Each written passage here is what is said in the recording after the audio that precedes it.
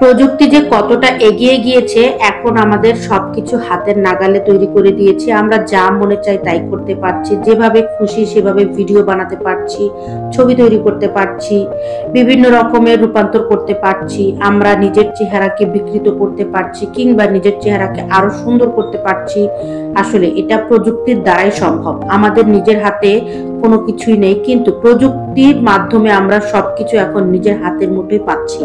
দেখুন, একটা ছবি আমি ভিডিও তৈরি করতে চেয়েছিলাম, তারা আমাকে বিভিন্ন ভাবে ভিডিও তৈরি করে দেখিয়েছে। এটা একমাত্র এআই এর দ্বারাই সম্ভব।